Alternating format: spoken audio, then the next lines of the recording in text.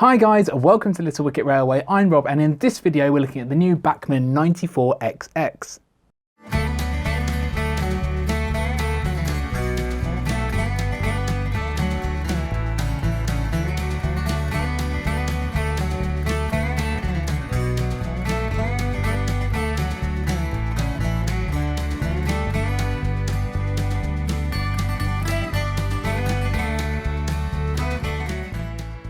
Bachmann announced this quite some time ago, around 2015 I think, and it's only just arrived. So some people have been waiting quite a long time for this. Bachmann have released these in 3 different liveries spanning the eras. We've got the green GWR, we've got the black British Rail with the early emblem, and we've got a black BR with a late crest. Each of those is available as either DCC ready or DCC sound fitted, and there's even a weathered option for the GWR livery. The DCC ready version has a recommended retail price of just under £145, and the DCC sound fitted version has a recommended retail price of just under £230. Most retailers are selling these with around a 15% discount, but I think you'll agree these are still quite expensive models. This isn't a large engine with a tender, this is a small 060, and for that price my expectations in terms of detail, features and performance are up here. I've gone for GWR because I like the Big 4 era, and I've also gone for the sound fitted version. Given that it's an extra £85 for the sound fitted version, my expectations in terms of sound quality and decoder performance are also up here. So it's fair to say expectations are pretty high for this little engine. Let's see whether it delivered. So this arrived at lunchtime today and I've been very restrained. I've opened this outer box just to double check what was in it, but I haven't taken it out yet. So let's do that now. This was ordered from Derails, and their customer service has been fantastic.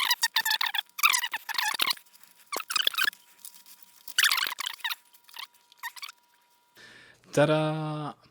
My Bachmann GWR 94xx with sound already installed. So this is my first pre-fitted sound locomotive. Let's take a quick look at the box. So pretty standard Bachmann box. We've got the window at the front, which I like because you can see what you're getting. We know it's sound fitted. They're obviously quite proud of that, sticking it in nice big letters on the front. Bit of information on the back. I'm going to give you a bit of history in a minute, so feel free to pause and have a read, but I'm going to cover some of this shortly. On the end here, we've got that it's the Bachmann reference 35-025 SF, stands for sound fitted. It's a 94xx class pannier tank, running number 9402 in the GWR green. So they do these in a range of liveries with the BR black as well, but I like the GWR colours. So let's get this out. Before we open the model, let's have a look at the documentation. Something here about joining the Bachmann Collectors Club and the warranty. Then we've got this locomotive information, so let's see if we can get this to focus without some glare. So a bit of information on how to fit the details pack, more accessories, running in, lubrication, and the DCC side of things over here.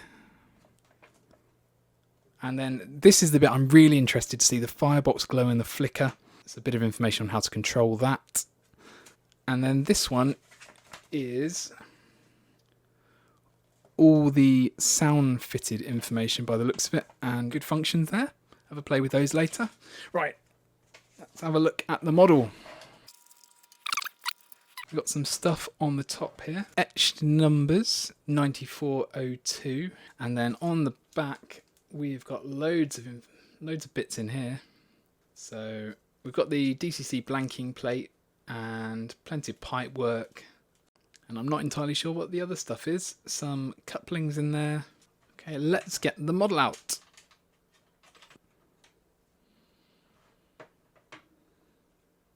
And there she is. Very impressive, good weight. What's... Oh dear. We have got something in the bottom of the box. Not ideal. Don't know how easy that is to put back on. I mean, good news is it's sprung. So hopefully that is easily fixable, and that is the only thing wrong with it. Other than that, it looks like a lovely model, and I can't wait to see this running. So I will take some photos of this and we'll have a closer look. But first, here's a bit of history. The Great Western Railway 9400s are a class of 060 pannier tanks used primarily for shunting and banking duties. The first 10 of the class were the last steam engines built by the GWR. After nationalisation in 1948, another 200 were built by private contractors for British Railways in black unlined liveries. The model we're looking at is number 9402, which was built in April 1947 as part of that first batch of 10. 9402 was initially based at the Old Oak Common Shed and used to move coaching stock at Paddington. Most of these locomotives had very short working lives because the duties they were designed for disappeared through changes in working practices or were taken over by diesel locomotives. 9402 was withdrawn in 1959 after only 12 years in service. 2 locomotives survived into preservation. The oldest of the class, 9400, is part of the National Collection, and 94xx is based at the West Somerset Railway. Okay, so back to the model. It's in the Great Western Green with the GWR lettering down either side of the tanks, and we've got running number 9402 on the sides of the cab. We've also got the running number on the front and rear buffer beams. As you saw in the details pack, there are etched numbers to go over the cab running numbers to add some realism. The small C above the number is the GWR power classification. On the step, we've got the lettering PDN, which was the GWR shed reference and stands for Paddington. On the exterior, it's mostly a green and black affair, apart from the red buffer beams, the top of the chimney and the whistles.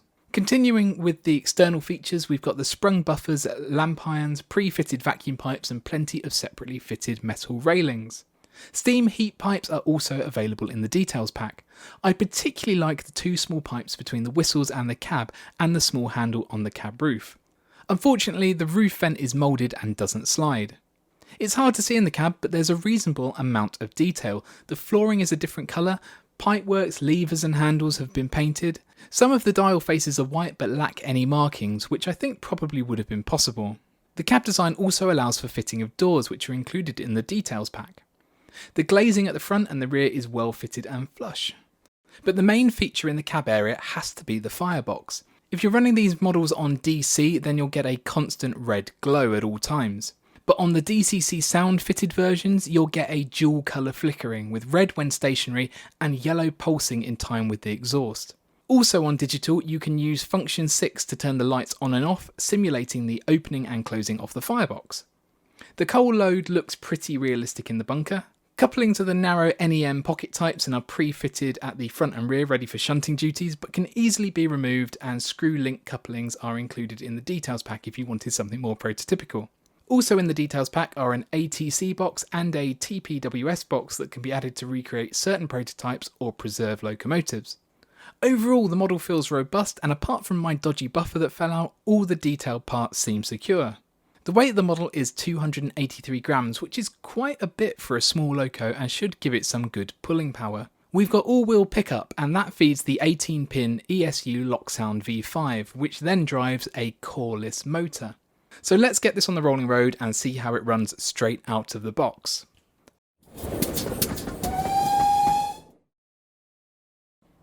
Okay, so here we are on the rolling road. I've got the sound turned on. Let's see how this runs, and we'll start by putting it on roughly halfway on the throttle. Here we go, nice little squeal there, some chuffing, and we're off. Nice, smooth acceleration. And we've got that little squeak. I'm hoping that is a sound effect and not anything to do with the wheels. We're puffing along nicely now at half speed. Let's turn it up to the max and see how fast this thing can go. Still accelerating. Pretty quick, I think, is the answer. Possibly a little bit too quick.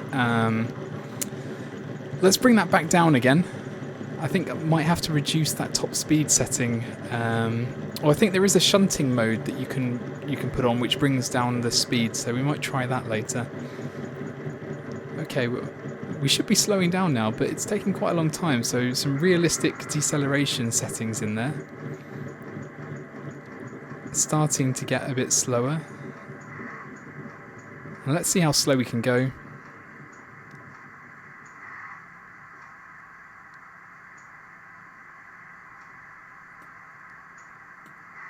That's at the very bottom of the range now.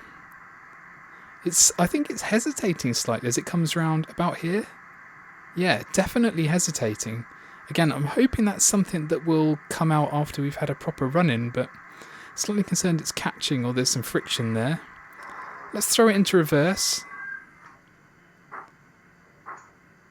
So it does slow down and speed up very smoothly, but this is about as slow as I can get it to go, which is a bit disappointing. Maybe that shunting mode will help improve things.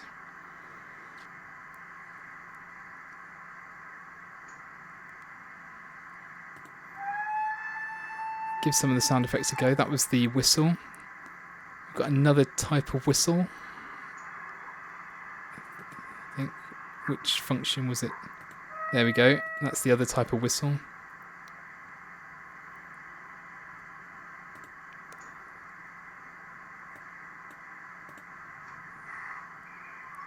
Oh, let's put it back into forward and see if we can get some wheel flange squeal.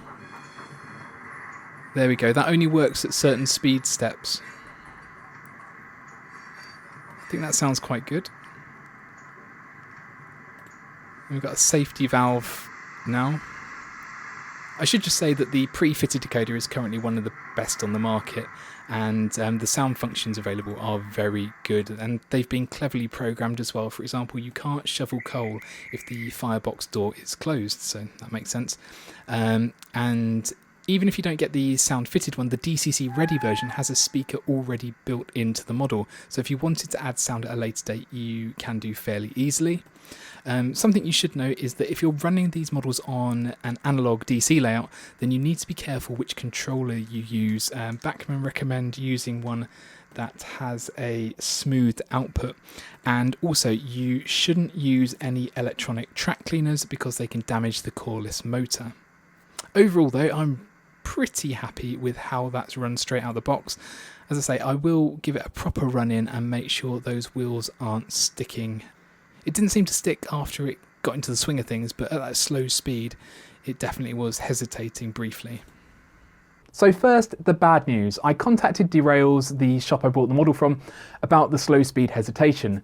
They were really helpful and suggested some potential fixes, but nothing I did seemed to help. So that model went back to the shop. The good news is that a new model arrived the very next day. The first thing I did was unbox it and stick it on the rolling road, and it is perfect.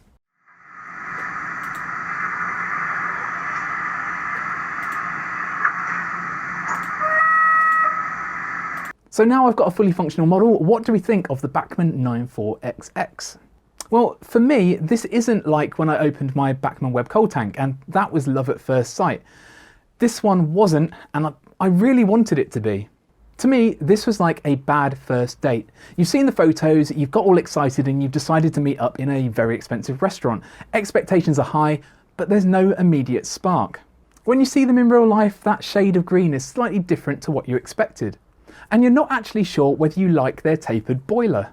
Maybe one of their buffers falls off, and when they walk slowly, every few steps, they pause briefly for no obvious reason. Okay, so the analogy isn't perfect, but stay with me. The longer you spend with them, they start to grow on you. Features that didn't attract you that much on paper turn out to be quite good, like their flickering firebox. And they might be costing you a bit, but there's something really satisfying about having a synchronised chuff. Okay, so the analogy is really stretched here, but the point I'm trying to make is that the more time I spent with this model, the more it grew on me, and even with its faults, I was really starting to quite like it. If I was being really picky, there are a few things that still bother me. I don't like that you can see the screws on the underside of the tank. For the price, a sliding cab roof vent might have been nice, especially considering that you want to be able to see down into that cab area with the flickering firebox. Again, for the price, including a crew to fit probably wouldn't have been unreasonable. If you look really closely, you can see light rings around the area where the railing has been attached to the tank. And I think there's a small amount of detail missing from the smoke box door. Presumably Bachmann thought this would be too intricate to model. But that's me being picky, but these are expensive models and expectations are quite rightly higher. So yes, they're expensive, but do they represent good value? And to answer this, we need to look at the DCC ready version and the DCC sound fitted version separately, really. The cheapest I could find the DCC ready version was £110, and considering this is a brand new model with a brand new tooling, with the flickering firebox and a speaker already built in, I don't actually think that's too bad. The cheapest price I could find for the DCC sound fitted version was £195. That includes the ESU Lock Sound version 5 decoder, which is top of the range, and they retail on their own for around about £100. So if you take that away, the rest of the model is costing you about £95, and someone's gone to the trouble of fitting the decoder for you as well. So whilst I know not everyone is into having sound in their locos, I think this actually represents reasonably good value for money. At the time of making this video, most of the DCC ready versions had sold out, but there were still some DCC sound fitted versions left. I hope you enjoyed this video. If you did, then please give it a like and subscribe to the channel. Let me know your thoughts about the model in the comments below. As usual, I'll leave you with some shots of GWR 9402 running around Little Wicket. Thanks for watching, and I will hopefully see you again soon.